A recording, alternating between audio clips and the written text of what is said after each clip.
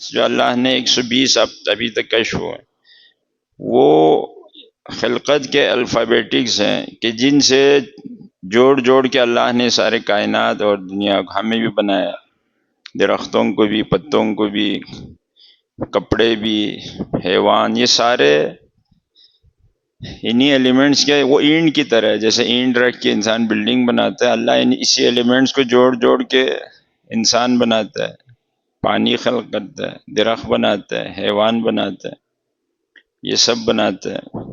اب اگر ہم اس نگاہ کی طرف جائیں جو اصل نگاہ ہے، کہ کم لوگ اس نگاہ کی طرف جاتے، کیونکہ اللہ تو شر کو خلق نہیں کر سکتا، مثلا اللہ تو خیر ہے، خیر محض ہے، خالص خیر، جو خالص خیر ہے وہ کیسے شر کو خلق کر سکتا؟ اصلا جس سے برائی کا امکان ہی نہیں ہے، وہ کیسے وہاں سے، ابھی اس نور سے تاریکی کیسے نکل سکتی؟ ہاں جی، نور تو نور ہے، نور سے آپ کہیں جی اس سے تاریکی خلق ہو، یہ ممکن، بلکہ یہ تو تاریکیوں کو دور کر دے۔ تو یہ شر کیا ہے؟ یہاں کچھ نظر باز کہتے ہیں کہ اس لیے بعض شر کے لیے ایک اور سرچشمے کے قائل ہو گئے، کہ بعض وثنیت والے دو خالق کے قائل تھے، ایک خالق خیر جو اللہ ہے، ایک خالق شر، کہ ایک شر کو خلق کرتا ہے جس میں گناہ ہے، یہ سارے جو معصیت، کفر کے عقیدے، یہ ساری شر ہیں، اور اللہ جو ہے خالق خیر ہے، نماز، نرمی، اخلاق، اچھائی، جو ہمارے، یہ سب اللہ خلق کرتا ہے بس۔ لیکن یہ نظریہ غلط ہے، کیونکہ دو اللہ یا دو خالق نہیں ہو سکتے۔ اگرچہ بعض کے ذہن میں ہے جی کیسے ممکن اگر دو اللہ ہو تو کیا، کیونکہ اگر دو اللہ ہوں تو محدود ہوں گے، یعنی ایک اللہ ایک سائڈ پہ ہوگا، دوسرا دوسرے سائڈ پہ، تو پھر قابل اشارہ بھی ہونا چاہیے۔ مولا علی فرماتے ہیں جو گننے میں آ جائے، یعنی عدد میں آ جائے، ایک دو تین کے دنیا میں انٹر ہو جائے، تو پھر اس کی طرف اشارہ بھی ہو سکتا ہے، جبکہ اللہ کی طرف اشارہ نہیں ہو سکتا۔ اور بھی دلیلیں، مثلا عوامی سطح کے لیے اگر کوئی اور اللہ بھی خالق ہوتا تو اس نے پھر مخلوقات کیوں نہیں بھیجی؟ پھر یا وہ دونوں اللہ برابر پاور کے ہیں، یا ایک زیادہ ہے ایک کم ہے،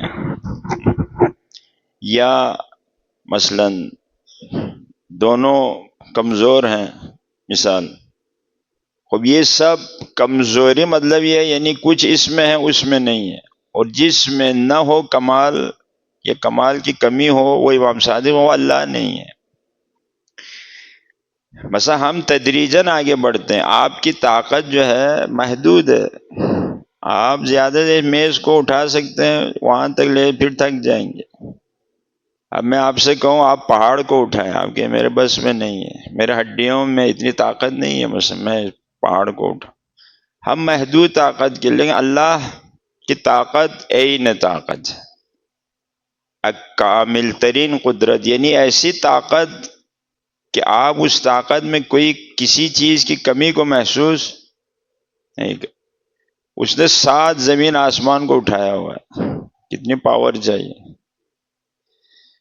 یہ سارا اٹھا کے رکھنا، پھر ان فرشتوں سمیت، موجودات سمیت، کہکشانوں سمیت کتنی طاقت چاہیے؟ بحول اللہ وقوتہ، اسلام کہتے ہیں اللہ کے حول و قوت سے میں اٹھتا ہوں، میں بیٹھتا ہوں۔ اس کا علم بھی کامل ترین علم ہے۔ اللہم انی اسألک من علمک باکملہ وکل علمک کامل، ہم دعائے سحری میں بھی ایک دعا، یعنی آپ اللہ کے بارے میں کانسیپٹ یا تصور نہیں کر سکتے کوئی ایسی چیز ہو جو اللہ کے علم میں نہ ہو۔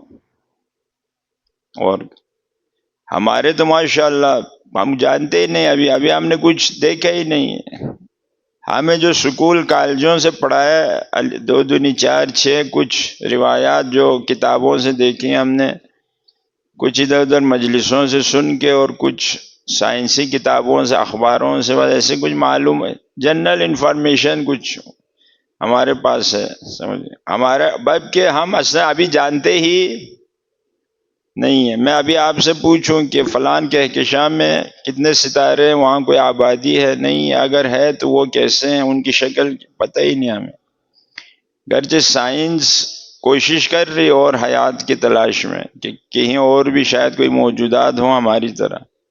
ایلینز کا نظریہ دیا ہے مثلا، ایلینز، ہاں جی، کہ ایسے مخلوقات ہیں کہ وہ مثلا اب سائنس یہ ہم سے رابطے کی کوشش ہو رہی ہے ان کی، السلام، کہ ہم ان سے رابطہ کریں، لیکن بعض روایات میں اور بھی موجودات ہیں۔ اصل بعض روایات میں ایسی دنیا عوالم بھی ہیں جہاں ہماری مشینری نہیں چلے گی، ہم سمجھیں ہماری ونڈوز ہی نہیں چلے گی وہاں، یہ بھی ہے بعض امام صادق کی بعض روایتوں سے۔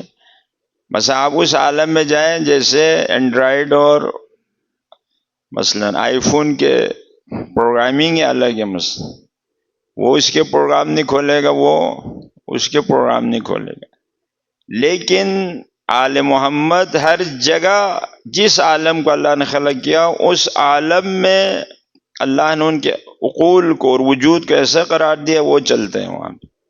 اور یہ بہت ایک اس لیے وہ عقل کل ہے، ان کی عقل، ان کے نظام شعور تمام سسٹم کو کیچ کر سکتے ہیں، کیونکہ وہ روح القدس سے معید ہیں اور کریں، یعنی ایک اضافی ہارڈ ویئر ان کے اندر ہے جو مخلوقات میں نہیں ہے۔ وہ 5 ارواح جو ائمہ نے ذکر کیا، فرمایا روح انسانی کے بعد بشر وہی رک جاتا ہے، ہم ایک سٹیپ آگے روح القدس اللہ نے ہمارے لیے قرار دی۔ اور روح القدس آپ یوں سمجھیں جیسے تمام کائنات کا ڈیٹا اس کے پاس، جو کچھ اللہ نے خلق کیا ہے وہ ڈیٹا اس کے پاس ہے، اور وہ ائمہ کے روح خود اس کا حصہ ہے یا اس سے وہ پھونکا ہوا ہے اللہ نے ان میں۔ اس سے فرمایا یہ روح القدس جب پیغمبر اترے تو زمین پہ اترا پیغمبر کے ساتھ، اور ابھی تک ہے، پیغمبر کے بعد مولا علی، پھر ابھی امام زمان عجل اللہ تعالی فرج شریف اس روح سے متصل ہے۔ روح القدس کی وجہ سے امام لمحے میں ہر چیز جان جائے، مثلا امام نے جو اشارہ کیا، جیسے کچھ ہمارے موبائل میں بھی ایسے ایپس وغیرہ ہیں سسٹم، آپ دیکھیں کہ وہ چیزوں کو لمحوں میں آپ کے لیے مثلا کشف کر لے، تو یہ اللہ نے ایک اضافی ان میں روح القدس کے نام سے رکھ دیا ہے، کہ بعض انبیاء کو بھی اس سے تائید کیا اللہ نے، جیسے حضرت عیسیٰ کو اسی روح القدس کی وجہ سے وہ مردہ زندہ کر دیتے، پیدائشی اندھے کو شفا دیتے تھے، اور ائمہ فرماتے ہیں وہ ہمارے وجود کا حصہ ہے روح القدس، اور اس میں سے کچھ حصہ جو حضرت عیسیٰ اور دوسرے انبیاء کی طرف اللہ نے پھونکا، انہوں نے اس سے مردے زندہ کیے۔ تو آل محمد کا علم آپ اور آل محمد کی قدرت اور طاقت جو اللہ نے ان کو عطا کی، اس کا اندازہ لگائیں کہ وہ کس قدر عظیم ہے۔ اسی لیے اللہ کامل ترین ہے، دو اللہ کا کانسیپٹ نہیں ہو سکتا، اگر ہے تو پھر دو کی طرف اشارہ ہونا چاہیے، ایک گلاس ادھر ایک ادھر تو ہونا چاہیے، اگر دو اللہ ہے تو کہیں جی ایک ادھر ایک ادھر، جبکہ اللہ کے لیے کوئی سمت نہیں ہے، اللہ کے لیے کوئی جہد نہیں ہے، اللہ قابل اشارہ نہیں ہے، جو بھی قابل اشارہ ہو، حس میں آئے، عقل میں، خیال میں، امام صادق فرماتے ہیں وہ اللہ نہیں ہے، کیونکہ جو بھی خلق ہوا ہے وہ محدود ہے، آپ محدود ہے، یہ میز محدود ہے، گلاس محدود ہے، اتنا ہی پانی لے سکتے، اس سے زیادہ نہیں، پھر یہ گلاس ادھر ہے، ہر جگہ نہیں ہے، اور اس نے اسی جگہ کو اور اس سپیس کو اس نے مثلا قابو میں کیا ہوا ہے، باقی سارے سپیس اس سے خالی ہیں، تو یہ محدودیت کیا ہے جی؟ علامت۔ پھر یہ گلاس خود ہے، یہ ریموٹ نہیں ہے، یہ شیشہ نہیں ہے، وہ میں نہیں ہوں، یہ خود بھی ایک کیا ہے جی؟ محدودیت ہے۔ ملا صدرہ یہاں ایک اشارہ کرتے ہیں، جو کچھ بھی نہ ہو، نہ شیشہ ہو، نہ انسان ہو، نہ درخت ہو، نہ فرشتہ ہو، اور کوئی صورت نہ ہو، وہ ہر چیز ہے۔ یہ باب توحید میں بہت بڑا، بسیط الحقیقہ کل الاشیاء ولیس بشیء منہا، جو ہر جہت سے بسیط ہے، جس کی کوئی صورت نہیں ہے، کوئی آواز نہیں ہے، کوئی کلر نہیں ہے، غور کریں، کوئی جہت نہیں ہے، کوئی ڈی نہیں ہے، تو وہ ہر چیز ہے۔ اس لیے اللہ ہر صورت میں تجلی کر سکتے، انسان کی، پانی کی بھی، شیشے کی بھی، لیکن ہم انسان ہیں تو فقط انسان ہی دکھائیں گے۔ میں خود کو شیشے کی صورت میں نہیں دکھا سکتا، کیونکہ میرا جو وجود ہے وہ فقط انسان ہونے کو دکھا سکتا ہے، یہ گلاس شیشہ ہونے کو دکھا سکتا، فقط سرخ سرخ کوئی دکھائے گا۔ اگر میں اس کی مثال سمجھانا چاہوں کہ جو کوئی صورت نہ رکھتا ہو، کوئی جہت نہ رکھتا ہو، عدد میں نہ، تو وہ ہر چیز ہے، جیسے شیشہ، شیشہ جو آئینہ جو ہے، آئینے کے کوئی کلر، اس لیے وہ ہر چیز دکھا سکتے۔ آپ آئینے کے سامنے سرخ کو رکھنا کہ وہ سرخ دکھائے گا، پیلا رکھیں پیلا، بلی کو رکھیں بلی، انسان، لیکن بلی کے سامنے آپ بلی کو دیکھتے ہوئے بلی میں انسان کو پیدا کرے نہیں ہوگا، اور کرے، کیونکہ بلی بلی ہے، پہلے سے محدود ہے۔ بس یہاں وہ ایک بہت بڑے حقیقت کی طرف اشارہ کرتے ہیں، جس کی کوئی صورت نہ ہو، نہ انسانی صورت میں، نہ شیشے کی صورت میں، نہ مٹی کی، نہ فرشتوں کی صورت میں، نہ پتوں کی صورت میں، نہ ہوا آکسیجن ایلیمنٹس کی صورت میں، نہ سونے کی صورت، سونا بھی ایک صورت ہے، جس کی کوئی صورت نہ ہو وہ ہر صورت میں آ سکتا ہے۔ یہ ایک بہت عظیم حقیقت ہے باب توحید میں، اور اگر کوئی اس کو سمجھ جائے کہ اس کو ہم ایک دفعہ پھر کھولنے کی کوشش کریں گے، البتہ اگر ترکیب کے معنی کو آپ سمجھ جائیں کہ اشیاء ترکیب شدہ ہیں، چیزیں آپس میں مل کے بنی ہوئی، بس یہ گلاس آپ دیکھیں، یہ اربہ ذرے سے جڑ کے یہ گلاس بنا ہوا، اس لیے آپ اس کو توڑیں یہ دو ہو جاتا ہے۔ یہ ترکیب کی نشانی ہے کہ یہ کئی چیزوں سے مل کے، اور جس کی کوئی ترکیب، آپ ایک ایسی چیز سوچیں جس کی کوئی ترکیب نہیں ہے، کسی سے نہیں بنا ہوا، مثال کوئی ترکیب اس میں، اس کو بسیط کہتے ہیں۔ احد یہی معنی ہے، قل هو اللہ احد کا ایک معنی جو مولا نے کیا، احد یعنی وہ ذات جس میں کوئی ترکیب نہیں ہے، یعنی آپ نہیں کہہ سکتے ذرات سے مل کے بنا ہے، یا اس کا ایک ظاہر و باطن ہے، مثلا انسان کا ایک ظاہر ہے، جسم ایک باطن ہے، روح، بس یہ پھر بھی ترکیب ہے کہ دو چیزیں آپس میں کمبائن یا ترکیب۔ اللہ میں کمبائن ترکیب نام کی کوئی چیز نہیں ہے، اس کو احد کہتے ہیں، غور کریں۔ احد یعنی کسی جہت سے آپ اس میں نہیں دکھا سکتے کسی اور دو چیزوں سے مل کے بنا۔ اس لیے اللہ نہ ایسا نہیں کہ ایک ذات ہو اللہ کی اور پھر ایک روح ہو اللہ کی، نہیں، پھر ترکیب ہو جائے گی، اور ظاہر و باطن آپس کے محتاج ہیں، اور اللہ محتاج نہیں ہے، غور کریں۔ مثلا ہماری ایک ذات ہے، اس کے اندر علم ہے، اس لیے علم نکل بھی سکتا ہے، آ بھی سکتا ہے، بھول بھی سکتا ہے، ہمارے ذات کا حصہ نہیں ہے، لیکن ذات سے جڑ جاتی ہے۔ اللہ کی ذات اور روح نہیں ہے اس طرح، یا ذات اور صفات دو چیز نہیں ہے، ایک چیز ہے، ترکیب نہیں ہے وہاں۔ پھر صفات بھی آپس میں ترکیب نہیں ہے، مثلا اللہ ہمارے اندر زندگی اور چیز ہے، علم، امید اور چیز ہے، شجاعت اور چیز ہے، نا امیدی اور چیز ہے، ایک چیز نہیں ہے۔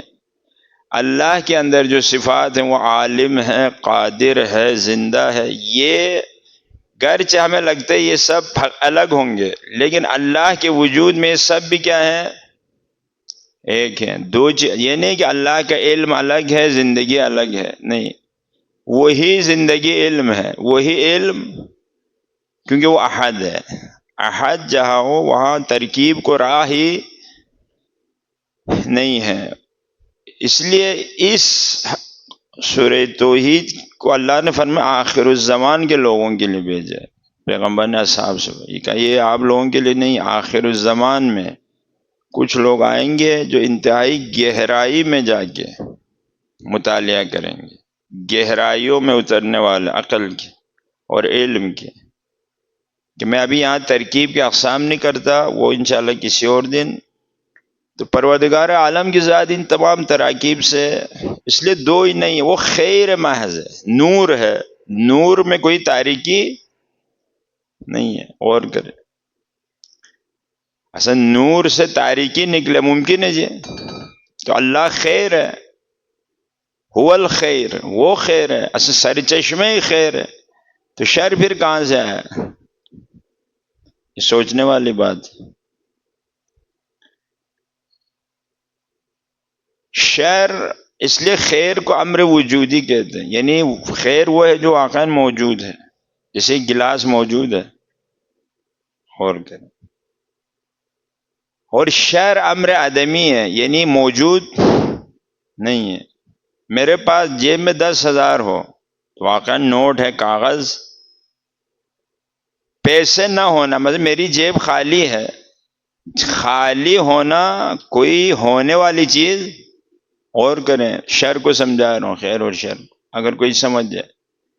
10,000 خیر ہے کیونکہ موجود ہے، مثلا دکھا سکتا ہوں، یہ دیکھیں، ہاں جی۔ اب مثلا میری جیب خالی ہو گئی، میں کہتا ہوں میرے پاس کچھ نہیں ہے، یہ کچھ نہ ہونا کچھ ہونا نہیں ہے۔ اور کریں، اس کو کہتے ہیں امر شر۔ اسی طرح شر ہے امر عدمی، عدمی یعنی نہیں ہے۔ بس ایک آدمی نرم ہے، اور کرے وہ امر وجودی ہے، اللہ اسے نرمی کو چھین لے، یعنی نرمی کے نہ ہونے کو شقاوت کہتے ہیں۔ اور کرے جیسے پیسے کے نہ ہونے کو فقر کہتے ہیں۔ فقر کوئی وجودی چیز نہیں ہے۔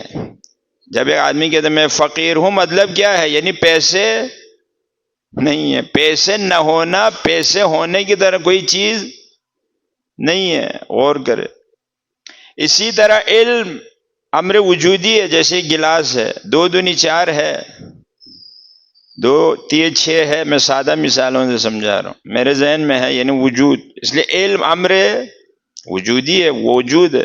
جہل کیا ہے؟ یہی 2 دونی 4 نہ ہونا۔ بس ایک بچہ پیدا ہوا ہے، ابھی اس نے نہ 2 کو دیکھا ہے، نہ جمع کو دیکھا ہے، نہ 3 کو، تو ہم کہتے ہیں یہ ابھی جاہل ہے۔ کیا مطلب؟ یعنی اس کے پاس ابھی علم، اس کو شر کہتے ہیں۔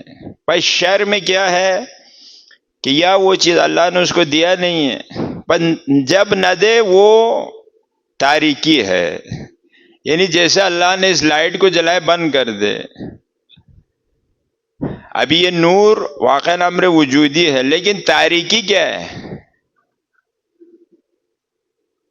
تاریکی یعنی روشنی کا نہ ہونا۔ جیسے فقر پیسے کا نہ ہونا کوئی ہونا ہے، یعنی جب آپ کہتے ہیں میرے پاس پیسے نہیں ہے، تو واقعا جیب میں کوئی نہ ہونے والی چیز ہے نا، یہ اگر کوئی سمجھ جائے۔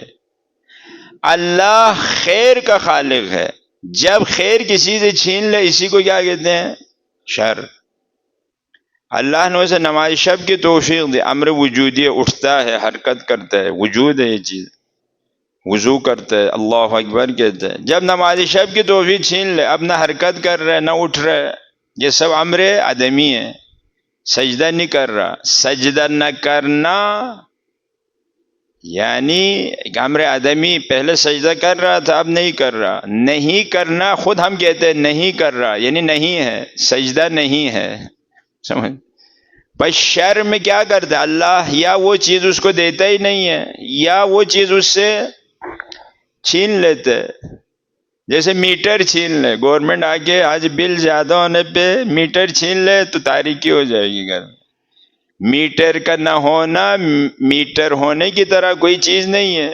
اور کریں، اسی لیے ہم کہتے ہیں پروردگارا کہ شر کو مجھ سے دور کر دے، یعنی کیا مطلب ہے شر کو مجھ سے؟ یعنی بہت سی چیزیں ابھی ہمیں ابھی عطا نہیں ہوئی، اصل ہم نے بعض کو ابھی دیکھا ہی نہیں ہے، بہت سے معارف، بہت سے علوم، بہت سے عقلی جہاد بہت سے روشنیاں جو ہمارے دل اور عقل اور ضمیر میں اللہ، وہ ابھی ہمیں اصلاً دیا ہی نہیں، ہمیں بعض کا ہمیں پتہ ہی نہیں ہے. اور کریں، اس لیے کہا رب زدنی علما. اور کریں، تمام انسان آپ دیکھیں اس حساب سے ہر کوئی تھوڑا نہ تھوڑا شر اس کے ساتھ، چاہے وہ جتنا بڑا مومن بھی ہو، تھوڑا نہ تھوڑا شر اس کے ساتھ ہے. نہ ہونا وہی شر ہے. یہاں بات نہیں ہے بہت سے. ایک آدمی نماز پڑھتا ہے خیر ہے، لیکن نماز کو ذرا کم دھیان سے پڑھتا ہے، یہ کم دھیان وہی شر ہے. ایک آدمی زیادہ دھیان سے پڑھتا ہے، یعنی اس کے خیر زیادہ ہے. اس لیے خیر بڑھتا بھی ہے گھٹتا بھی ہے. جسے نور 1000 واٹ بھی آپ لگا سکتے ہیں، کم کرتے ہوئے 5 سے 1 واٹ پہ بھی لا سکتے ہیں. اسی لیے پروردگار خیر محض، اللہم انی اسألک من الخیر کلہ، یہ دعا ہمیشہ پڑھے. آئمہ بھی کہتے ہیں خدایا تمام کے تمام خیر کا میں تجھ سے سوال کرتا ہوں. اور خیر امر وجودی ہے، یعنی موجود ہے، اور شر امر عدمی ہے ہی نہیں ہے. اسی لیے پروردگار مثلا شجاعت امر وجودی ہے، بزدلی وہی شجاعت کا نہ ہونا. جیسے روشنی امر وجودی ہے واقعا اس کی، کیونکہ آپ ہر چیز دیکھتے ہیں اس کے سائے میں. لیکن تاریک جب ہو جائے، تاریکی کس کو کہتے ہیں؟ اسی نور کے نہ ہونے کو، اس کو ہم شر کہتے ہیں. یعنی اس لیے اللہ نے قرآن میں فرمایا کہ ہم بعض کے لیے نور قرار نہیں دیتے تو وہ تاریکی میں رہتا ہے. جب تاریکی میں رہے اس کو راستہ نہیں ملتا سعادت کا. کیوں؟ ہم نے نرمی کو چھین لیا، ہم نے تقوی کو چھین لیا، اچھی نیت کو چھین لیا. یہ چیزیں ہمیں بہشت کی طرف لے کے جاتی.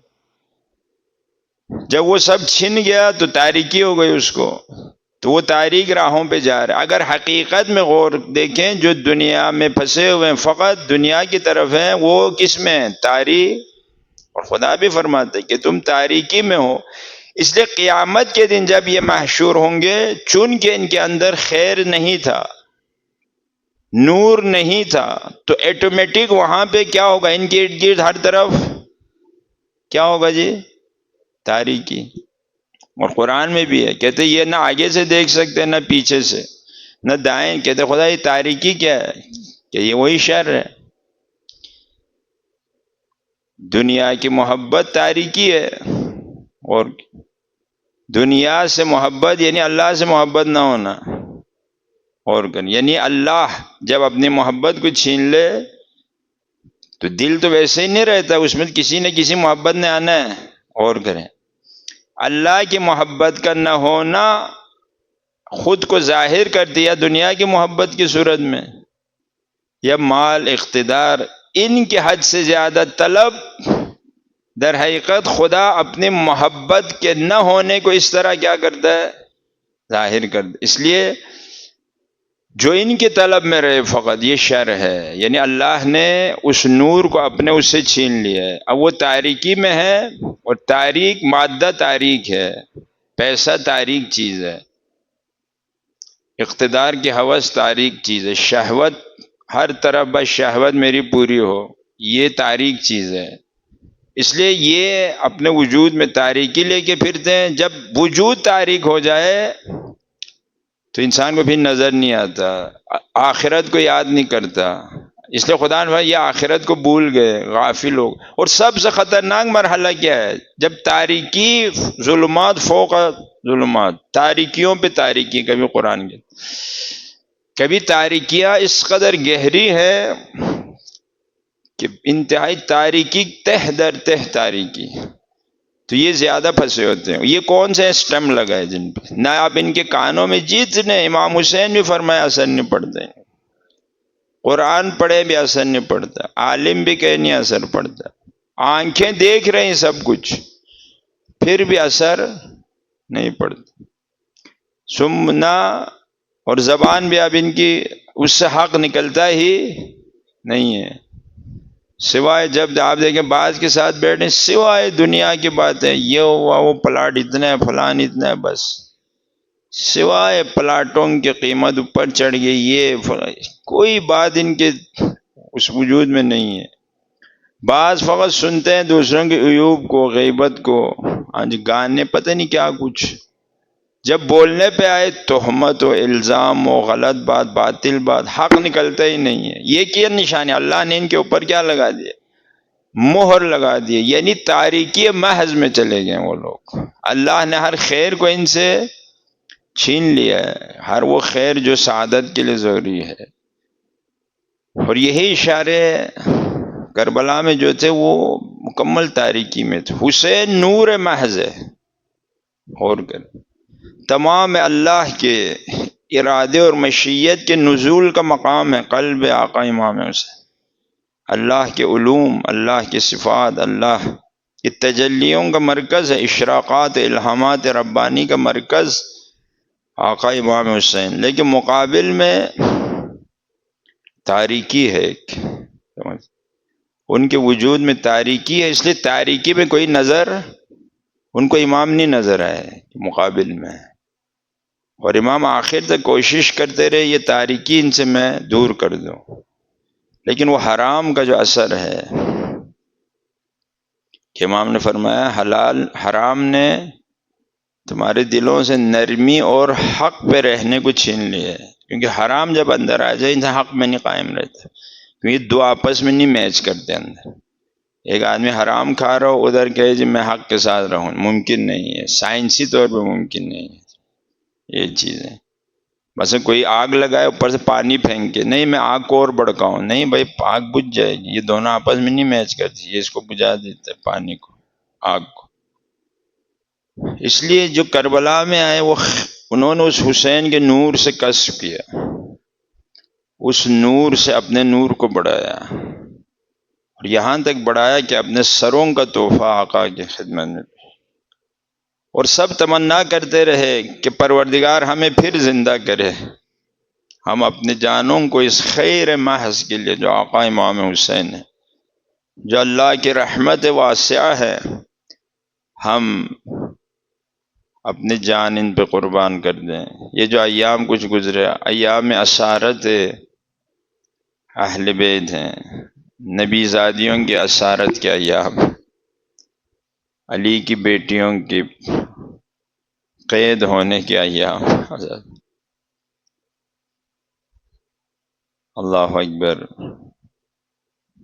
ایسا وقت بھی کیا کسی نے سوچا بھی تھا کہ علی کی بیٹی زینب کوفے کے بازاروں میں نامحرموں کے درمیان ہاتھ بندھے ہوئے ابن زیاد کے دربار میں آئے؟ روایت میں ہے یہ 12 محرم کو شہداء کی تدفین ہوئی،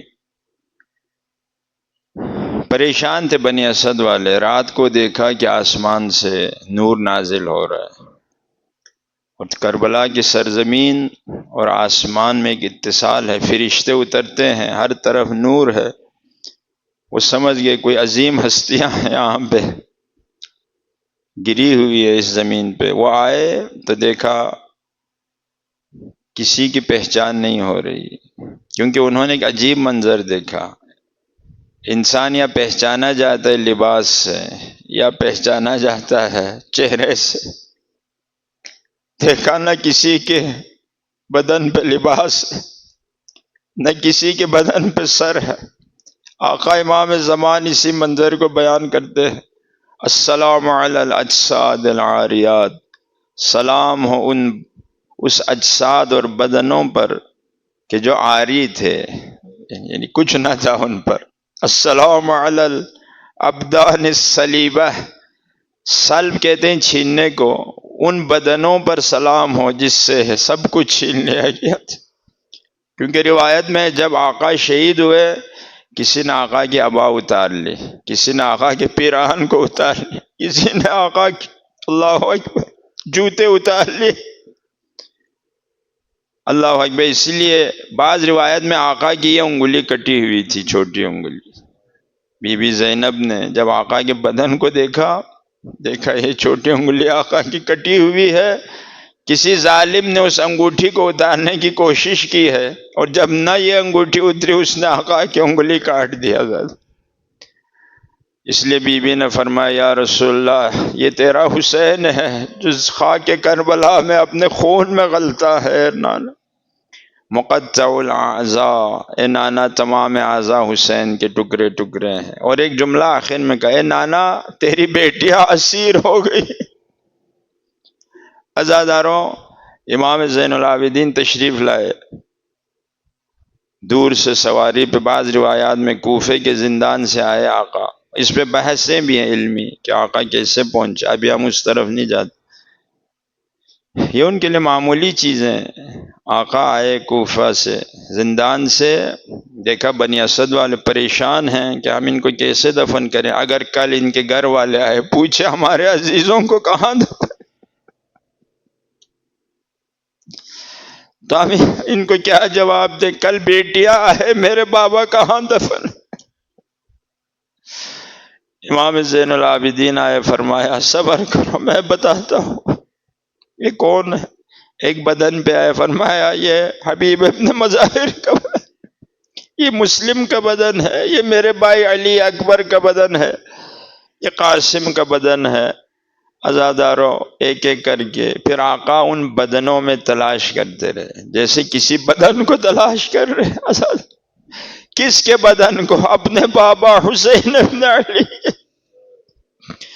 ظالموں نے ایسا گھوڑا دوڑایا ہے آقا کے بدن پہ کہ عزاداروں دائیں طرف کی پسلیاں بائیں طرف کو آئی ہیں، بائیں طرف کی پسلیاں۔ اس لیے جب امام زین العابدین بابا کے اس پارا پارا بدن پہ پہنچے، عزاداروں اسے سینے سے لگا کے فرمائے بابا تیرا سجاد آیا ہے تجھے دفن، معاف کرنا بابا میں دیر سے پہنچ۔